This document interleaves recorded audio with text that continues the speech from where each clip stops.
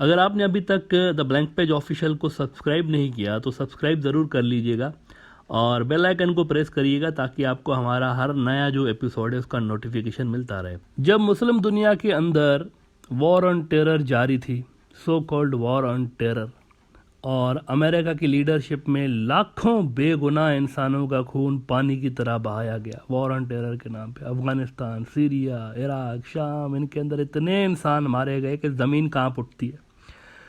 तो ऐसे में बेशुमार ऐसी फेक जाली तंजीमें भी बनाई गई, जाली तंजीमें इन सारे इलाकों में, जो कि इस्लाम के ही नाम पर हर तरह का गैर इस्लामी काम करके उसका मलबा मुसलमानों पे डालते रहे। इस्लाम के नाम पे हर तरह का गैर इस्लामी काम होता रहा। और फिर वेस्ट के अंदर ये जो सारी फोर्सेस थी जिन्होंने वॉर ऑन टेरर शुरू की थी, वो इस नैरेटिव को बेचते रहे अपनी मीडिया के ज़रिए कि हम तो देखें ना, आप जो हमें टैक्स दे रहे हैं ना, ये हम ऐसे ही नहीं उड़ा रहे अपनी फ़ौज पे और मिलिट्री इंडस्ट्रियल कॉम्प्लेक्स पे, ये हम ऐसे ही नहीं उड़ा रहे, ये हम उनके ख़िलाफ़ लड़ रहे हैं, ये रेडिकल मुसलमान, ये रेडिकल इस्लाम। और फिर दुनिया भर में, इंडिया समेत, ये जो एंटी मुस्लिम रेडिकल्स थे, हिंदुत्व गुंडे और बाकी, इन्होंने भी खूब इस बहती गंगा में हाथ धोया और खूब गंदा किया, खूब नैरेटिव मुसलमानों के ख़िलाफ़ और इस्लाम के ख़िलाफ़ फैलाया कि ये ऐसे ही हैं हमेशा से। ये सारी फोर्सेस कहती रहीं कि हम तो इन जिहादियों को ख़त्म करने के लिए इस्लाह कर रहे हैं सोसाइटी की, हालांकि मुसलमान खुद इस तरह की जो तंजीमें जानबूझ के बनाई गई थी दाइश टाइप की, इनको डिसऑन करते रहे दुनिया भर के मुसलमान, क्योंकि सबसे ज़्यादा नुकसान इन तंजीमों ने मुसलमानों का ही किया हुआ था। इन्होंने किसी मंदिर या किसी दूसरी जगह पर जाके नहीं फाड़ा खुद को, ये हमेशा मस्जिदों और इमाम बारगाहों में ही ये कार्रवाइयाँ करते रहे। इसका मतलब साफ है कि someone else was handling and controlling these proxies for specific objectives। और अब जिस तरह इनको अफ़गानिस्तान और मिडल ईस्ट में डिप्लॉय करके वहाँ जंगों को प्रोलॉन्ग किया गया, वैसे ही यूक्रेन के अंदर भी बिल्कुल इसी तरह के मलेशियाज पैदा किए जा रहे हैं। यूक्रेन की फ़ौज हार चुकी है। वो जो हमने आपको जंग के पहले ही रोज़ बताया था कि 4 घंटे के अंदर आउटकम डिसाइड होगा, आउटकम डिसाइड हो गई थी, वो जंग हार चुके हैं फौजी। लेकिन अब हज़ारों की तादाद में प्राइवेट मिलिट्री कॉन्ट्रैक्टर्स भाड़े के कातिल भेजे जा रहे हैं रूस से लड़ने और रूस को लंबे अरसे तक यूक्रेन में इंगेज रखने के लिए, और यूरोप का जो ऑर्डर बना हुआ है इसको चेंज करने के लिए ये सारी की सारी एक्सरसाइज हो रही है। हालांकि यूरोप के बहुत सारे मुल्क इसके हक में नहीं हैं। इनको लगता है कि ये जंग आज नहीं तो कल इनके मुल्कों के अंदर भी फैलने वाली है, बिल्कुल वैसे ही जैसे इराक के ऊपर अमेरिकन जंग को सीरिया, लिबिया, यमन के अंदर फैला दिया गया और आज पूरा का पूरा मिडल ईस्ट डिस्टर्ब्ड है।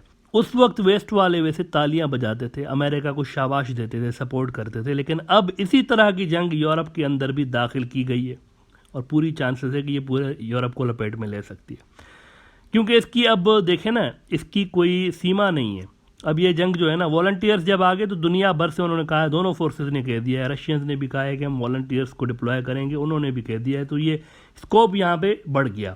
अब इसका यूक्रेन की बाउंड्री से स्कोप नहीं है, ये पूरा यूरोप और बल्कि पूरी दुनिया पे यूँ समझे कि इसका एक असर पड़ने जा रहा है। कुदरत का निज़ाम भी बड़ा अजब सा है वैसे। कोई कितना ही पावरफुल हो, फन्ने खान हो, कोई बड़ा बहुत कोई पहलवान हो और ख़ुद को कोई बहुत बड़ी चीज़ समझता हो कि बाकी मुल्क और बाकी लोग तो कीड़े मकोड़े, लेकिन कुदरत जो है ना, इसका वो जो एक्शन का रिएक्शन होने वाला कानून है ना, वो आकर ही रहता है। ये बड़ा एक अजब सा निज़ाम कुदरत ने रखा हुआ है, कमज़ोर हो या ताकतवर हो, सिस्टम सेम है सबके लिए। अगर वेस्ट उस वक्त खड़ा हो जाता था ना मुसलमानों के लिए, उस वक्त जब मुसलमानों के ऊपर इन्वेजन्स हो रही थी इराक में, सीरिया में, अमेरिका की जानिब से, और सपोर्ट ना करते अगर अमेरिका को, अगर वो खड़े हो जाते ना उस वक्त मुसलमानों के लिए, तो यकीन मानिए ये प्राइवेट मलेशियाज और दाइश जैसे जो भाड़े के एक मर्सनरीज थे, ये कभी पैदा नहीं होते वहाँ पे। लेकिन वेस्ट को जो करना चाहिए था वो वेस्ट ने उस वक्त किया नहीं था। अब यूक्रेन के अंदर देखें, यूरोप में प्राइवेट मलेशियाज बन रही हैं। पहले मिडल ईस्ट में बन रही थी तो सारे एंजॉय कर रहे थे, अब यूरोप के अंदर बन रही हैं। मिलिटरली तो गेम इज़ ओवर, तकरीबन धबड़दूद हो चुकी है यूक्रेन की आर्मी, लेकिन अब नया फेज़ इस जंग का, अगली फेज़ इस जंग का शुरू हो चुका है। हज़ारों की तादाद में प्राइवेट कॉन्ट्रैक्टर्स वहाँ पर पहुँच चुके हैं। फ़र्क यह है कि मिडल ईस्ट के अंदर जो बाहर से आके वेस्टर्न फोर्सेस के खिलाफ लड़ते थे उनको टेररिस्ट कहा जाता था, यहाँ पर बाहर से आके रूस से जो लड़ रहे हैं उनको फ्रीडम फाइटर कहा जा रहा है। चीज़ वही है, पैमाना अलग है, देखने का नज़रिया अलग है। फॉरेन पॉलिसी एक बहुत बड़ा वेस्टर्न न्यूज़ आउटलेट है, ये कह रहे हैं कि Ukraine's foreign legion is ready for battle. और इसमें वो कह रहे हैं कि thousands of fighters are already flooding into Ukraine from around the world. वो मैंने बात की आपसे थोड़ी देर पहले कि यूक्रेन से इसका एक स्कोप बढ़ चुका है। अब ये यूक्रेन से बाहर की बात हो गई है। मतलब दुनिया भर से हज़ारों की तादाद में भाड़े के जो कातिल हैं इनको भर्ती किया जा रहा है। मेनली यूरोप से प्राइवेट मलेशिया से रब्ता किया जा रहा है कि आकर लड़ें, और आप यूरोप से जो है ना वो लड़ें और मुंह मांगे आपको पैसे देंगे। वही कुछ हो रहा है वहाँ पर जो कि सीरिया और शाम में किया गया, वही कुछ हो रहा है। एक नई दाइश बनाई जा रही है इस बार, लेकिन यूरोप के अंदर बनाई जा रही है। 20,000 से ज़्यादा अब तक यूक्रेन के अंदर जो भाड़े के कातिल हैं वो भेजे जा चुके हैं वॉलंटियर्स के बेस में। टाइम एक बहुत बड़ा वेस्टर्न मीडिया आउटलेट है, ये लिख रहे हैं कि meet the foreign volunteers risking their lives to defend Ukraine and Europe. ये इंटरेस्टिंग है। यूरोप, ये सिर्फ यूक्रेन तक नहीं, यूरोप पूरा का पूरा इसमें जो है ना वो आ गया है। अभी इसमें चौंका देने वाला इंकशाफ कर रहे हैं टाइम वाले कि in the week since president Vladimir Zelensky announced the creation of an international legion to defend Ukraine, 20,000 people from 52 countries have volunteered to fight in Ukraine. Now look at this. एक कहावत है, ये मुंह और मसूर की दाल। ज़ेलेंस्की और इसकी अपील से 52 मुल्कों के लोग हैं, 52 मुल्कों के, 52 मुल्कों से 20,000 लोग ज़ेलेंस्की की कॉल पे आते हैं जी।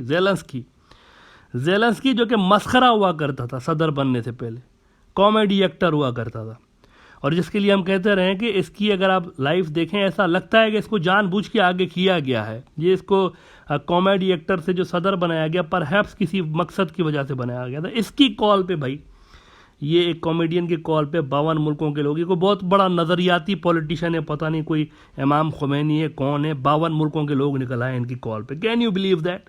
ये करवाया जा रहा है वहाँ पे, बहुत बड़ा गेम खेला जा रहा है। एज आई सेड, ज़ेलेंस्की के पीछे अमेरिका और जो दूसरी फोर्सेस है ना वो करवा रही हैं सारा, और यहाँ पर एक बड़ी और भयानक जंग का इफ्तिताह हो चुका है जिसको यूरोप भर में फैला दिया जाएगा। देखें, मैं ये थ्योरी फ्लोट नहीं कर रहा कि इसके पीछे ज़ायोनिस्ट हैं और वो यूरोप के बाकी जो यहूदी हैं जो कि बहुत पावरफुल और पैसे वाले हैं यूरोप के अंदर, इनको और यूरोप की बिजनेस को, यूरोपीय कंपनीज को इजराइल लाना चाहते हैं। जाहिर है जब वहाँ पर जंग होगी तो जूस जो होंगे वहाँ के, उनके लिए सेफ जगह इजराइल ही होगी ना फिर। तो मैं ये नहीं कहता हूँ कि उनको यहाँ पर लाने के लिए और ग्रेटर इजराइल बनाने के लिए ये सारी अटैम्प्ट हो रही हैं, मैं ये नहीं कह रहा हूँ। ऐसा हो भी सकता है, ऐसा नहीं भी हो सकता, लेकिन कम से कम ये तो आंखों के सामने चीज़ नज़र आ रही है ना कि एक फसादी फोर्स वहाँ पर बनाई जा रही है।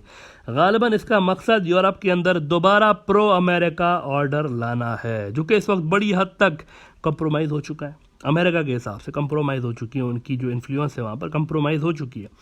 और रूस और चाइना की तरफ भी एक बड़ा वाज़ेह टिल्ट यूरोप के अंदर मौजूद है। मौजूदा जो स्ट्रक्चर है वहाँ यूरोप का, एक वाज़ेह टिल्ट है। बहुत सारे मुल्क ऐसे हैं वहाँ पर यूरोप के जो कि चाइना और रशिया की तरफ भी डाइवर्टेड है। इसलिए गालिबन एक नया यूरोप बनाने की अटैम्प्ट इस फसाद के अंदर मुझे नज़र आ रही है। जो कुछ भी है इसके पीछे, वो बुनियादी तौर पर एक नया यूरोप क्रिएट करना चाहता है। लेकिन जिस तरह दाइश और दीगर फसादी फोर्सेस बनाने के बाद अमेरिका नया मिडल ईस्ट नहीं बना पाया था, वहाँ से उसका असर आज भी डाउन हो रहा है, वैसे ही यहाँ भी नया यूरोप बनता हुआ नज़र नहीं आ रहा। मौजूदा यूरोप तबाह हो सकता है, डिस्ट्रॉय, डैमेज हो सकता है, लेकिन नया यूरोप नहीं बनेगा, उस तरह का नहीं बनेगा जिस तरह अमेरिका बनाना चाहता है। अमेरिका की अगर प्लानिंग इतनी ही अच्छी होती ना तो इस वक्त मिडल ईस्ट जो है वो डिवाइडेड नहीं होता इस तरह से। आप देखें इस वक्त अमेरिका के कंट्रोल पहले हुआ करता था। पहले आप देखें जब ये इराक में हमला करने के लिए आए तो पूरा का पूरा तकरीबन मिडल ईस्ट इनके साथ था, लेकिन आज ऐसा नहीं है। आज आप देखें यूएई वाले और सऊदी वाले इनका बाइडेन साहब का फ़ोन अटेंड करने को तैयार नहीं, इतने नाराज़ उनसे बैठे हुए हैं। और अगर वो इनको मनाते हैं तो ईरान उनसे नाराज़ हो जाता है। तो मिडल ईस्ट तकरीबन उनके हाथ से जा चुका हुआ है। तो इसको परहैप्स वो मिडल ईस्ट को और यूरोप को रीसेट करना चाहते हैं। लेकिन मुझे नया यूरोप बनता हुआ नज़र नहीं आ रहा, क्योंकि जैसे को तैसा मिला है, जैसे को तैसा मिला है। इशारों में देखें, पुतिन कई बार कह चुका है कि दाइश को किसने बनाया था, वो कई बार कह चुका है। केजीबी में रह चुका है ना, सोवियत यूनियन की खुफिया एजेंसी। तो सीआईए को जितना ये करीब से जानता है ना पुतिन, दुनिया का कोई लीडर नहीं जानता इतना करीब से। इन्होंने भी ऐलान कर दिया है कि भाई अगर वहाँ से प्राइवेट आर्मी बन रही है तो हम भी प्राइवेट आर्मी के जवाब में प्राइवेट आर्मी ला रहे हैं। अल जजीरा जैसे कि कह रहा है कि Russia Ukraine war, Putin green lights letting volunteers fight.